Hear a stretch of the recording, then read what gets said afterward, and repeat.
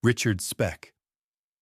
In the spring of 1996, a Chicago television anchor named Bill Curtis received a videotape that had been smuggled out of Stateville Correctional Center.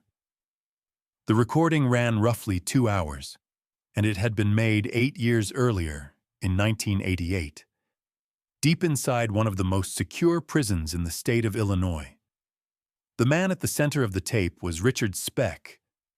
He was seen using what he claimed was cocaine, rolling marijuana, holding a thick roll of $100 bills, and engaging in sex acts with other inmates. He had dyed his hair blonde, and his body had visibly changed from the smuggled hormone pills he had been taking. At one point, he looked directly into the camera and said that if people on the outside only knew how much fun he was having, they would turn him loose. The tape was authenticated within days, and the Illinois legislature opened hearings before the end of the week. Richard Benjamin Speck was born in Kirkwood, Illinois, in December of 1941, the seventh of 8 children. His father died when he was young, and after his mother remarried, the family relocated to Texas. By his early 20s, he had accumulated more than 30 arrests for burglary, assault, and forgery, and had already served short stretches in and out of local jails. He drifted between odd jobs, worked briefly on the Great Lakes as a merchant seaman, and was known in almost every place he lived for 2 things: the drinking and the tattoo that ran along his left forearm. It read in 3 simple words: "Born to raise hell." By the summer of 1966, he had returned to the Chicago area looking for work on the shipping lines that ran out of Calumet Harbor. He was 24 years old, and on the night of July 13th, he made his way through the streets of the South Deering neighborhood on the far south side of the city toward a townhouse at 2319 East 100th Street. Inside that townhouse lived a group of student nurses from South Chicago Community Hospital. They were young women in their early 20s, most of them from small towns across the Midwest, along with 2 exchange students from the Philippines. Their names were Gloria Davy, Patricia Matusek, Nina Jo Schmale, Pamela Wilkening, Suzanne Farris, Mary Ann Jordan, Merlita Gargulo, and Valentina Peschen. Speck entered the townhouse through an unlocked door sometime after 11 o'clock at night. He was armed with a knife and a handgun. Over the next several hours, he moved through the rooms of the second floor, systematically binding each of the nurses and then taking their lives one at a time. One of the young women, a 23-year-old exchange student named Corazon Amurao, managed to roll herself under a bed in the darkness while Speck was occupied in a different room. He lost count. He believed he had accounted for everyone inside the townhouse when he finally left before sunrise on the morning of July 14th. Amurao waited in silence for hours before climbing out onto a second-story ledge and screaming for help. She would later give investigators a detailed physical description of the man who had come into the townhouse, including the tattoo on his left arm. Within 72 hours, a physician at Cook County Hospital, treating a patient who had attempted to take his own life, noticed the same 3 words along the arm of the man on his examination table. That patient was Richard Speck. How does a man convicted of one of the most infamous mass killings in American history end up with free run of a maximum security prison? Speck's trial opened in April of 1967 in Peoria, after a change of venue moved the proceedings out of Cook County. On April 15th, the jury returned a guilty verdict on all 8 counts of murder, and the judge sentenced him to death in the electric chair. That sentence, however, would not stand. In 1972, the United States Supreme Court struck down every existing capital sentence in the country in the case of Furman versus Georgia, and the death sentences of every man on Illinois' death row were converted to prison time. Speck's sentence was reduced to consecutive terms totaling 400 to 1,200 years. He was sent to Stateville Correctional Center in Crest Hill, and it was there, over the next 2 decades, that he began building the life the smuggled videotape would eventually document. According to a former correctional officer named Martin Shiflett, Speck was permitted to move around large portions of the facility with almost no supervision, working as a painter and in the sewer maintenance crews. He was known to keep a pair of sparrows in his cell, a habit that earned him the prison nickname Birdman. He was repeatedly written up for possession of narcotics and homemade alcohol, and, according to Shiflett, when confronted about it, he would answer that there was nothing anyone could realistically do to him. He was, he pointed out, serving 1,200 years. He was denied parole on 7 separate occasions. He died on December 5, 1991, at Silver Cross Hospital in Joliet, one day before what would have been his 50th birthday. He had been transported from Stateville the previous evening after complaining of chest pains, and an autopsy attributed the death to significant coronary disease. He was cremated. As of the present day, the videotape recorded inside Stateville in 1988 remains the most complete surviving record of how Richard Speck spent the final 2 decades of his life inside the Illinois prison system, and the hearings it triggered in the Illinois House led to a series of internal policy reviews of medical transport, staff training areas, and inmate movement that continued for years after his death. Speck's version of prison life took place entirely behind the walls of Stateville. The next man on this list would demonstrate, on more than one occasion, that even the walls themselves were not an absolute barrier.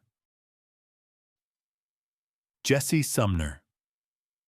On the morning of September 26, 1988, a 51-year-old inmate named Jesse Sumner was being escorted from an Illinois state prison to a doctor's appointment in Joliet.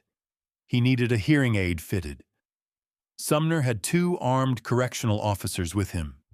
He was seated in the back of a transport vehicle, wrists cuffed, ankles shackled, and the trip should have taken less than an hour end to end. What the officers did not realize was that Sumner had constructed a functional handgun out of prison materials, and that he had been carrying it into and out of medical transports for weeks. At some point during the drive, he produced the weapon, disarmed both officers, and ordered them into the back of the vehicle. Within minutes, he had 2 hostages, a stolen pickup truck, and a clear road north. By the time state police cornered him near the town of Hinckley, he had been outside of custody for close to an hour. Jesse Donald Sumner was born in central Illinois in January of 1937. He grew up in the small farming communities around McLean County, and by the time he reached adulthood, he had trained as a barber, eventually opening his own small shop in the town of Danville, about 100 miles east of Peoria. He was married, worked long hours, and was considered by most of his neighbors to be quiet and unremarkable. What almost none of them knew was that Sumner had spent much of the 1960s involved in a series of bank robberies across central Illinois, including the Farmers State Bank in Hayworth and a credit union in Bloomington. He had at least one regular accomplice, a 40-year-old man named Herschel Williams. By early 1963, Williams and Sumner had begun to disagree about how the money from those jobs should be split. On the afternoon of March 25th, Williams walked into the barber shop in Danville to have that conversation. He would never walk out. According to the investigation that would eventually piece together what had happened inside the shop that afternoon, Sumner attacked Williams with a straight razor during the argument, then spent the next several hours cleaning the scene. He obtained a 55-gallon steel drum, filled it with concrete, and encased the body inside. Then he transported the drum to a landfill near Bloomington and buried it in the working face of the site. The body would remain there for more than a year, and would only be recovered after Sumner was arrested on unrelated robbery charges and began speaking with investigators. He was tried, convicted, and sentenced to a term of 35 to 75 years in prison. In 1969, on appeal, the conviction was reduced to voluntary manslaughter, and the sentence was cut to a range of 10 to 15 years. In January of 1972, after serving just a few years of that reduced term, Sumner was paroled out into the state of Illinois. He was 35 years old, and within weeks of his release he had enrolled as a student at Illinois State University in Normal. Over the following 18 months, 3 young women connected to that campus disappeared. Their names were Corinne Marie Birchie, Ray Ann Schneider, and Dawn Marie Hugh. How does a man convicted of 1 homicide walk out of prison and end the lives of 3 more people within a year of his release? Sumner was taken into custody on July 19, 1973, initially on a domestic violence charge brought by his wife. During the interrogation that followed, investigators pressed him on the disappearances of the 3 young women. Over the course of several days, he eventually agreed to lead them to the remains. 2 of the bodies were recovered from a shallow grave on his own property. The third was found in a drainage ditch outside of Normal. On October 25, 1974, a judge sentenced Sumner to 2 consecutive terms of 100 to 200 years for the murders of Hugh and Schneider, plus an additional 50 to 100 years for the murder of Birchie. His projected release date, when calculated across the full sentence, fell in the year 2065. He was denied parole a total of 8 times. Sumner was moved between several Illinois facilities over the next 3 decades. He served time at Pontiac, at Menard, and eventually at Stateville. In 1981, at Menard Correctional Center, he was stabbed by another inmate and required extended medical treatment. 7 years later came the transport vehicle escape near Hinckley. He was recaptured within the hour, and by the late 1990s, he had been transferred to Stateville as a permanent placement. He died there on December 4, 2005, after what department records describe as a lengthy illness. He was 68 years old. As of the present day, the case files for all 4 of his known homicides remain closed, and no additional victims have ever been publicly connected to him, though investigators in central Illinois have never publicly ruled out the possibility that others exist. Sumner's neighbors and customers in Danville had no idea what the man behind the barber's chair was capable of. The next inmate on this list wore a different kind of uniform, one that came with a badge and one that made him almost impossible to suspect at all. Herschel Glenn. On the morning of May 8, 1982, a 24-year-old patrol officer with the Elgin, Illinois Police Department reported for duty as scheduled. His name was Herschel Glenn, and he was a 3-year veteran of the force. He was considered by his supervisors to be one of the most promising young officers in the department, and only 5 weeks earlier he had received a formal commendation for the arrest of a burglary suspect. When he arrived at the station that morning, however, his colleagues did not send him out on patrol. Instead, they asked him to step into a back office. His service weapon and equipment were quietly removed, and he was placed under arrest for the murders of 2 young people whose bodies had been discovered several hours earlier in a wooded stretch of a local park. When asked what had happened, Herschel Glenn told the other officers that he had been, in his words, in the wrong place at the wrong time with the wrong people. Herschel Glenn had joined the Elgin Police Department in the late 1970s, at a time when the city was expanding rapidly and hiring aggressively. He had gone through a divorce approximately 2 years before the events of May of 1982, but the department had no record of any discipline against him. Robert Baird, the chief of police at the time, would later tell reporters that Glenn had never been reprimanded for anything, and that his personnel file contained nothing that would have raised a single concern. He was 24 years old, physically fit, well-liked by other officers, and known in the community as someone who took the job seriously. The couple whose paths would cross with his that night were named James Wright and Lillian Final. Wright was 18. Final was 20. The two of them were from Streamwood, a village just south of Elgin, and on the evening of May 7th, they had driven north into the neighboring town in a red Chevrolet El Camino registered to Wright's family. At some point between roughly 10 o'clock that evening and the early hours of May 8th, the couple encountered Herschel Glenn in the northwestern part of Elgin. What Glenn was doing there while off-duty has never been fully explained. The two young people were forced from the El Camino, transported to Lord's Park on the north end of the city, and taken to a wooded area near the park's lower lagoon. James Wright's body was found there in the early morning by residents who had heard gunshots overnight and gone to investigate. 10 feet away from the body, on the ground, was a wallet. Inside it were the identifying documents of a 24-year-old Elgin patrolman. A separate witness had noted the license plate of a vehicle leaving the scene, and it was traced back to the same officer. Lillian Final's body was found several hours later in a field near the Illinois Tollway, some distance from the park. She had been sexually assaulted before her death.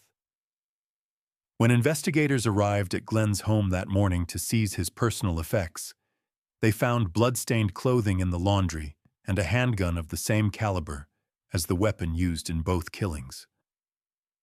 Glenn had reported for his shift that morning as though nothing had happened, and had told colleagues that any spent shell casings recovered from the park could be explained by target practice he had done against a tree earlier in the evening.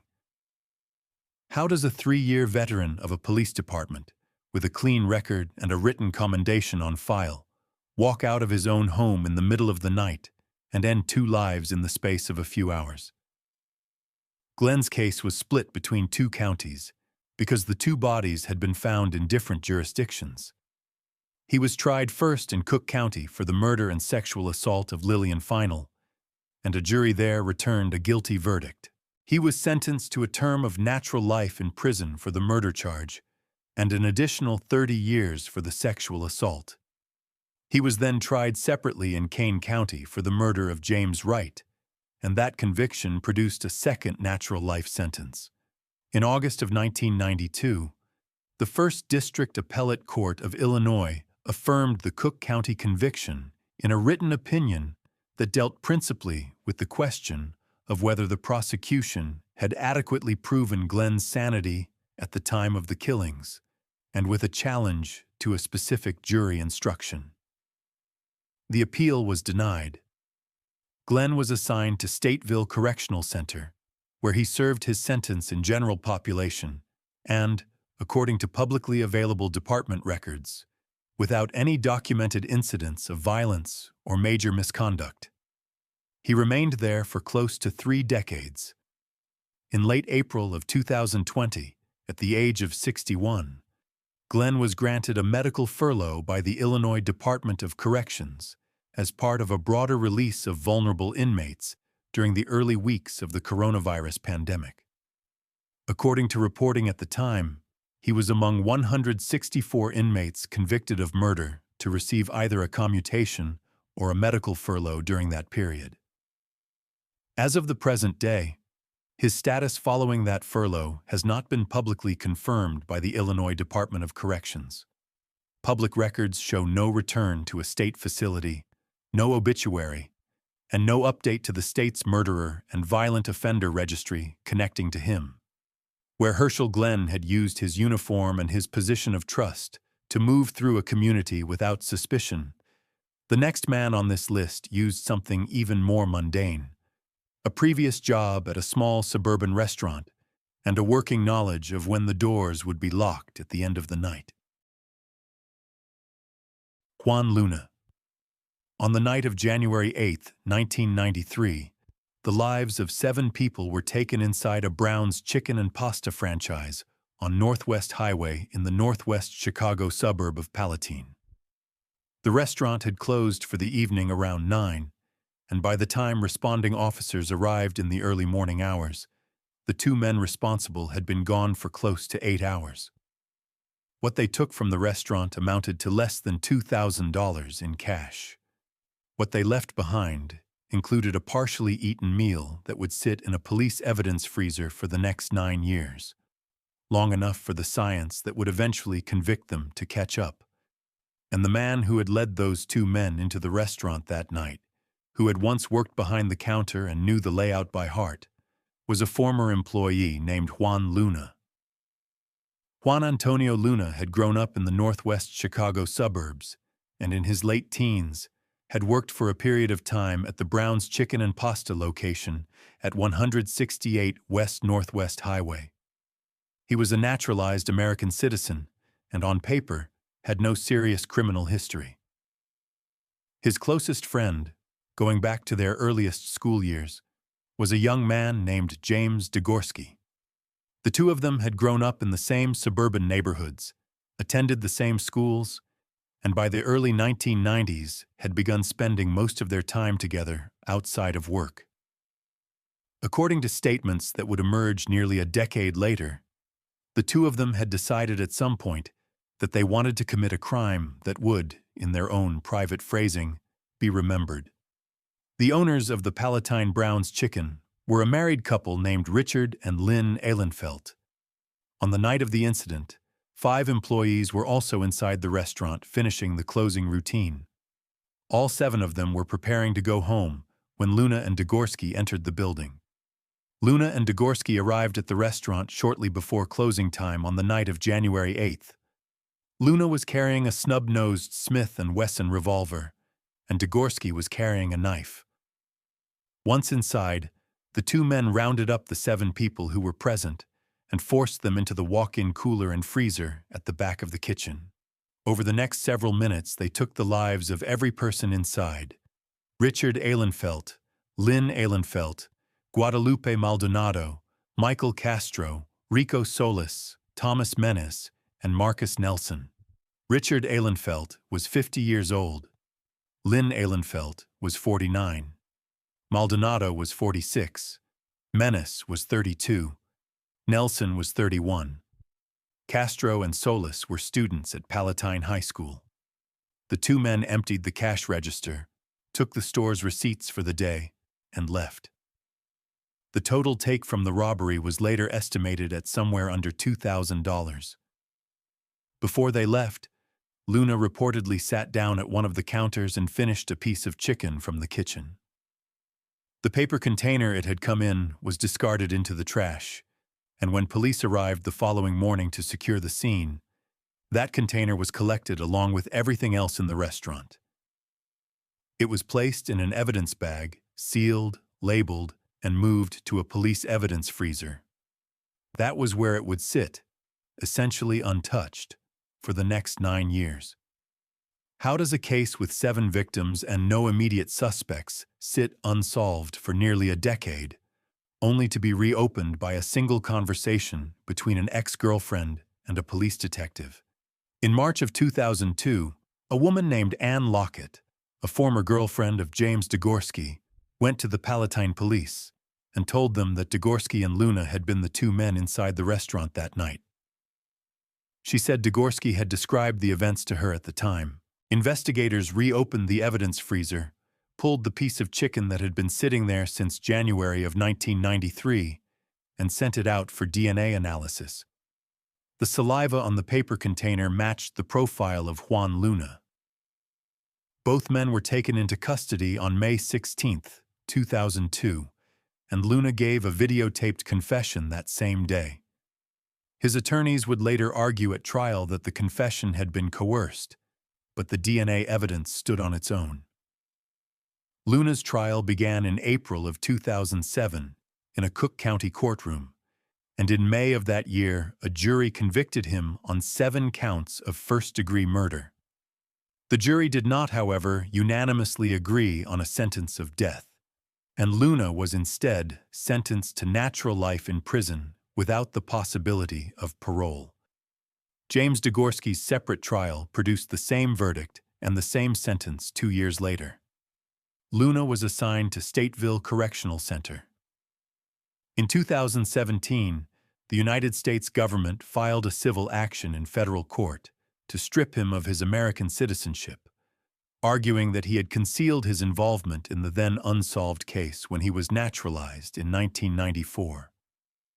That civil case was still active as of the last available filings. As of the present day, Luna is incarcerated at the Danville Correctional Center in Illinois, where he was transferred following the closure of Stateville's general population housing in the fall of 2024.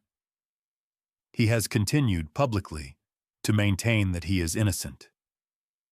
If you're getting something out of this video, take a second to hit the subscribe button. It genuinely helps the channel keep going. James Files.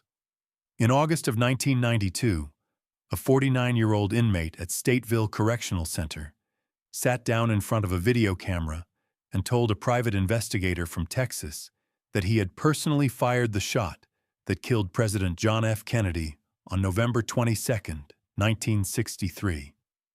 The inmate's name was James Earl Files. He was serving 50 years for the attempted murder of 2 Illinois police officers, and he claimed that decades earlier he had traveled to Dallas on behalf of a Chicago mob figure, positioned himself along a low fence on the north side of Elm Street, and bitten down on the casing of his round for luck before firing.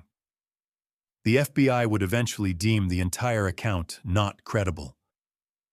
But by the time the tape was released commercially in 1996 under the title Confession of an Assassin, James Files was already a name known to every serious researcher of the Kennedy assassination. James Earl Files was born in Oakman, Alabama in January of 1942. His family moved north during his childhood, and he spent most of his early adult life drifting between the Chicago area and the American South, picking up work where he could find it. By his own account, he had served briefly in the military, and by the middle of the 1960s, he had begun associating with figures on the fringes of Chicago's organized crime networks. Most law enforcement agencies who later reviewed the JFK claim would describe Files as, at best, a low-level associate, someone who had spent time around men who mattered, but who had never mattered himself. What is documented, and what would eventually send him to Stateville, is that by the late 1980s, Files had returned to a life of small-scale criminal activity in the northern suburbs of Illinois. He was in his late 40s, and he was driving a stolen vehicle.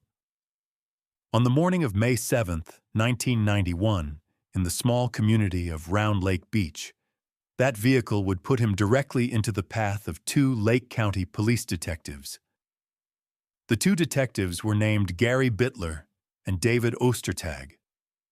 They had been alerted to a suspicious vehicle in the area, and when they approached the car, they discovered that the driver was Files and that he had a passenger with him, a man named David Morley. What began as a routine stop escalated within seconds into an exchange of gunfire on the shoulder of the road. Morley shot Detective Ostertag in the chest with a handgun. Files, according to trial testimony, drew a 9mm pistol and fired at Detective Bittler, though a rifle he had also brought with him, an AK-style semi-automatic, jammed before he could bring it to bear. Both men fled the scene on foot into the surrounding woods. Ostertag survived, though seriously wounded. Bittler was uninjured. A manhunt was launched immediately, and both Files and Morley were in custody by the end of the day. Files was charged with 2 counts of attempted murder, along with a range of firearms and armed violence counts. He was tried in 1992, convicted, and sentenced to an aggregate of 50 years, 30 years for the attempted murder of 1 detective, and 20 years for the attempt on the second. He was sent to Stateville. And within a few months of arriving there, he began granting interviews to a private investigator named Joe West, who had come to see him about the Kennedy case. How does a man convicted of shooting at 2 police officers on the side of an Illinois road end up on documentary specials, on cable news panels, and in the pages of true crime paperbacks around the world. The interviews Files gave between 1992 and the mid-1990s would form the basis of a video documentary released in 1996 under the title Confession of an Assassin: The Murder of JFK. In the tapes, Files described being recruited by a Chicago mob figure named Charles Nicoletti, positioned near a low fence at the top of what has come to be known as the Grassy Knoll, and firing a single shot from a specialty pistol at the presidential motorcade. He said he had bitten down on the shell casing before firing, and that investigators would find a bent piece of brass at the scene if they ever looked. The FBI reviewed the claims and concluded that they were not credible. Vincent Bugliosi, the prosecutor who had convicted Charles Manson and who spent years writing what remains the most comprehensive published book on the Kennedy assassination, dismissed Files as a self-promoter and pointed out that Files had been roughly 20 years old at the time of the shooting. Independent researchers who checked phone records from November of 1963 reportedly established that Files had been in Chicago on the day the president was shot, not in Dallas. Regardless of what any of it proved, Files remained a fixture in assassination conspiracy circles for the next 2 decades of his incarceration. He was moved from Stateville to the Stateville Correctional Center later in his sentence, and in May of 2016, having served the required portion of his aggregate 50-year term under Illinois good time rules, he was paroled. As of the present day, James Files is a free man. He has continued to give interviews on the Kennedy case in the years since his release. Where James Files spent his years in Stateville actively cultivating his own legend from behind bars. The next man on this list arrived at the facility with a story his own family had spent months hoping would never reach the public at all. John Rowe. On the morning of July 2, 1990, 2 sanitation workers on their weekly route through the town of Lockport, Illinois, stopped their truck in front of a house on East 14th Street to pick up 4 black garbage bags that had been left at the curb. The bags were heavy. They loaded them into the back of the truck, activated the compaction blade, and prepared to move on. Before they could pull away, part of the contents of one of the bags fell back out of the truck onto the pavement in front of them. What they saw was a human leg. They called the police immediately. Within hours, investigators had recovered the rest of a woman's remains from the truck and had made their way to the front door of the house where the bags had been collected. The man who answered was a 26-year-old quarry worker named John Rowe. John Russell Rowe had been born in Lockport in December of 1963.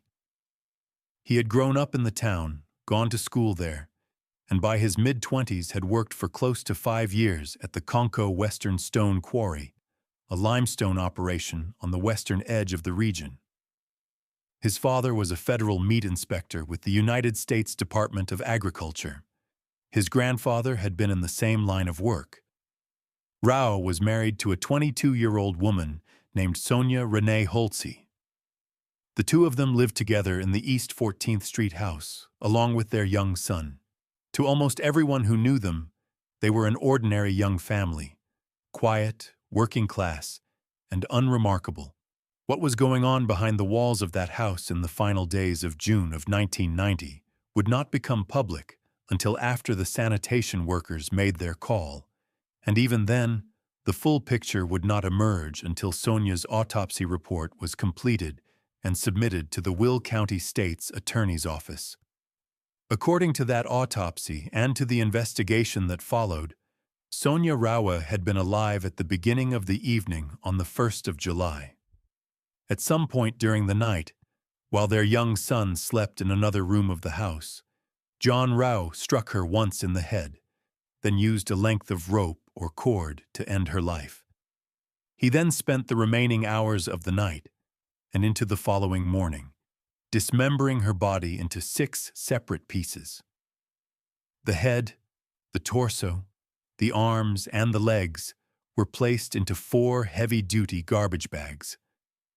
The bags were tied off and taken to the curb for the regular Monday morning collection. The Will County State's attorney at the time, a prosecutor named Ed Burmila, would later tell reporters that the way the body had been separated was consistent with the way an experienced butcher would break down a large animal, a set of skills Rao had, in all likelihood, learned from watching his father and grandfather work over the years. Rao was arrested at the house that same day.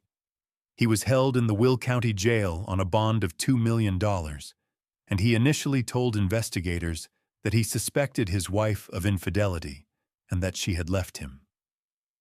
How does a young father with no serious criminal history and a 5-year employment record at a local quarry end the life of his wife in the space of a single night and expect the evidence to disappear on a garbage truck? Rao was tried in 1991 on charges of first-degree murder and concealment of a homicidal death. A Will County jury convicted him on both counts. The presiding judge sentenced him to 60 years for the murder charge and an additional 10 years for the concealment charge, to be served consecutively, for a total sentence of 70 years. He was admitted to the Illinois Department of Corrections on July 17, 1991. In 1992, on direct appeal, the Illinois Appellate Court affirmed the murder conviction, but reduced the concealment sentence from 10 years to 5, cutting the total sentence to 65 years. Rao was assigned to a series of Illinois facilities over the years that followed, and would eventually be transferred to Stateville Correctional Center. According to Illinois Department of Corrections records, he served the majority of his time without documented violent incidents. Under Illinois' day-for-day good time system for offenses committed before 1998, Rao's effective time served accumulated at a faster rate than the numbers on his sentence would suggest. On February 24, 2022, after just over 31 years of incarceration, John Rao was paroled from Stateville Correctional Center. He initially returned to a family-owned home in an upscale subdivision in the town of Channahon, just south of Lockport. As of the present day, according to the Illinois State Police Murderer and Violent Offender Against Youth Registry, Rao no longer lives in Channahon, having relocated to an apartment on North Keystone Avenue in Chicago. He is a lifetime registrant under Illinois law. Rao served just over 3 decades of his sentence and walked out of Stateville a free man. The next inmate on this list, by contrast, is serving natural life and has spent his years inside the facility building a considerably different kind of record than the one that put him there. Carl Whitehead. On the night of November 21, 2005, a pregnant woman named Norma Calderon was asleep in her home in the 5800 block of West North Avenue in Chicago when she was woken by the sound of breaking glass and the short beep of a home security alarm. She got up to check on the nursery next door to the master bedroom. As she came around the corner, she found herself face to face with a man who had entered the house through a rear window. He put a handgun to her head. Before he could do anything further, her husband, a man named Ramiro Aguirre, appeared in the doorway behind him. Aguirre lunged at the intruder. In the struggle that followed, the gun discharged into Aguirre's chest at point-blank range. He was dead by the time paramedics arrived. The intruder demanded money, took what he could, and left. That man was Carl Whitehead. Carl Whitehead was a Chicago man with a limited public biographical record. What is on file is that in November of 2005 he was in his 20s, that he lived in the city, and that he had at least one associate, a man named Marcus Griffin, who would eventually testify against him. The neighborhood on the far west side of Chicago, where Norma Calderon and Ramiro Aguirre lived, was, at the time, a working-class Mexican-American community of small single-family homes and 2 flats. Aguirre worked full-time. Calderon was in her 3rd trimester. The couple had installed a residential security system some months earlier.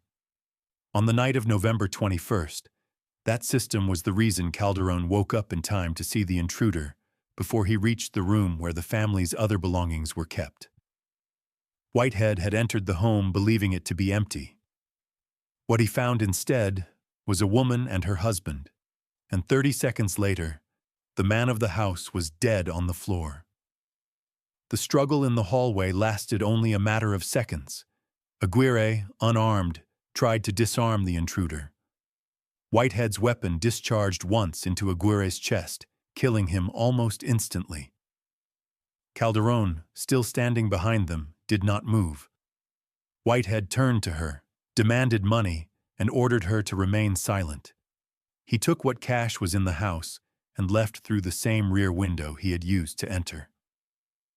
When the first Chicago police officers arrived at the residence, they found Calderon unharmed and Aguirre already deceased. She was able to give them a description. Marcus Griffin was identified as a possible accomplice in the weeks that followed, and Griffin, facing a first-degree murder charge himself, eventually agreed to a plea arrangement in which he identified Whitehead as the shooter. Prosecutors would later have to contend with the fact that Griffin recanted several key points of his own account at trial. The case was built around a combination of Griffin's statements, a videotaped police interview with Whitehead, and physical evidence recovered from the scene. Whitehead was charged with first-degree murder, home invasion, residential burglary, and attempted armed robbery. His case moved through Cook County Circuit Court in 2007 and 2008, and by the end of that period, he was standing trial before a jury on all 4 counts. How does a man convicted of a home invasion murder end up spending years of his life sentenced not fighting the underlying conviction, but filing lawsuits over vending machine sandwiches? The Cook County jury convicted Whitehead on all 4 counts in 2008. The presiding judge sentenced him to natural life without the possibility of parole for the murder charge, plus an additional 30 years for the home invasion count, plus concurrent 15-year terms for the residential burglary and attempted armed robbery counts. The direct appeal was affirmed by the Illinois Appellate Court in 2010. A federal habeas corpus petition, filed under the case name Whitehead v. Harrington in the Northern District of Illinois, was denied in October of 2017. Whitehead was assigned to Stateville Correctional Center, where he began serving his sentence. According to Illinois Department of Corrections records, Whitehead has no documented history of violence inside the prison system. He has, however, developed a pattern of filing his own civil suits from behind bars. In one such filing, submitted personally at the Will County Courthouse in 2024, Whitehead alleged that he had purchased an Italian beef sandwich from a vending machine in the visitor's room at Stateville during a visit from his mother, that the sandwich had been spoiled, and that he had spent the following 17 days unable to keep food down. The suit describes, in his own written words, that he was housed at Stateville Correctional Center on July 10, 2024. As of the present day, Carl Whitehead remains incarcerated for the term of his natural life. His current facility assignment following the closure of Stateville's general population housing in the fall of 2024 has not been publicly confirmed. Whitehead was arrested within weeks of the home invasion he had committed. The final man on this list would spend more than 3 years on the FBI's 10 most wanted fugitives list, moving through 3 different countries before the tip that ended his run came from an unexpected place, a television viewer. Michael Alfonso. On the 23rd of January 2003, the FBI added a new name to its 10 most wanted fugitives list.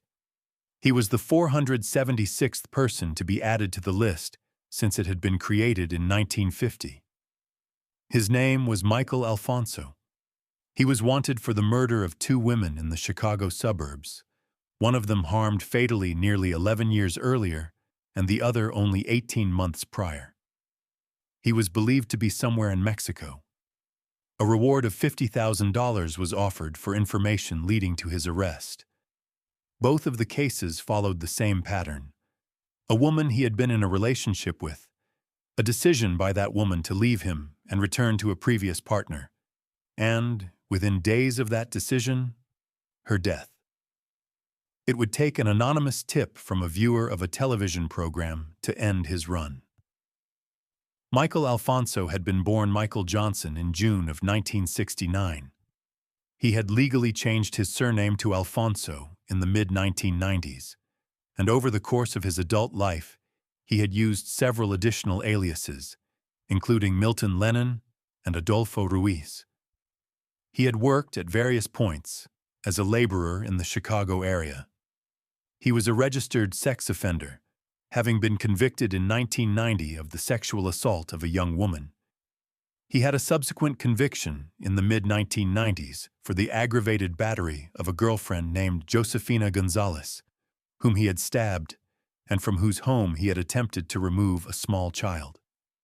He served only a short term for that offense and was released in the late 1990s. By the summer of 2001, he had entered into a relationship with a 28-year-old woman from the western Chicago suburb of Glendale Heights, named Genoveva Franco Velasquez. Velasquez was married. She was the mother of one. She had recently told Alfonso that she intended to reconcile with her husband. On the morning of June 6, 2001, Velasquez arrived at her workplace, a restaurant in the western suburbs of Chicago, to begin her shift. Alfonso was waiting for her in the parking lot. He approached her as she was getting out of her car. He fired 5 shots at close range. She died at the scene. Alfonso fled the state within hours, drove to Indianapolis, and abandoned his black Pontiac Firebird in the long-term parking lot at Indianapolis International Airport. From there, he crossed into Mexico. Investigators reopening the file on Velasquez's death would begin to notice patterns. In September of 1992, a 23-year-old woman named Sumanear Yang, who had emigrated to Illinois from Cambodia and who had been in a relationship with Alfonso, had disappeared from her home in Wheaton. She had been 5 months into a pregnancy. She had told Alfonso, according to family members, that she was returning to her husband. Her skeletal remains had been recovered from a wooded portion of Silver Springs State Park, near Yorkville in Kendall County, in November of that year. Her car had been found burning in Chicago. The case had gone cold. In the wake of the Velasquez case, and with a much clearer picture of the man responsible, the 2 files were connected. Alfonso, by then, was already gone. How does a man on the FBI's 10 most wanted list, moving through 3 countries in Central America under multiple false identities, get located and captured based on the memory of a single television viewer? For the next 3.5 years, Alfonso moved between Mexico, Guatemala, and Belize. He worked under assumed names, and he carried a fake passport. The case was featured on the television programs Unsolved Mysteries and America's Most Wanted. On the 15th of July, 2004, following a tip called in by a viewer of America's Most Wanted, Mexican federal authorities apprehended Alfonso in the state of Veracruz. When confronted at the point of capture, he identified himself as a Cuban national by the name of Adolfo Ruiz Perez. A distinctive scar and a tattoo on his shoulder, however, matched the identifying features that had been circulated by the FBI. Mexican authorities held him on immigration violations related to his fraudulent entry into the country, and he was extradited to the United States. His case was heard in the DuPage County Circuit Court in Illinois. On July 11, 2007, Alfonso appeared before Judge Catherine Creswell and, in a negotiated plea arrangement that removed the death penalty from consideration, pleaded guilty to 2 counts of first-degree murder, 1 count of intentional homicide of an unborn child, and additional charges of kidnapping, concealment of a homicidal death, and aggravated stalking. He was sentenced to natural life in prison without the possibility of parole. He was sent to Stateville Correctional Center to serve that sentence. As of the present day, Michael Alfonso remains incarcerated in the Illinois Department of Corrections. His current facility assignment following the 2024 closure of Stateville's general population housing has not been publicly confirmed. That brings us to the end of the list. Thanks for watching. Click here to see our next video.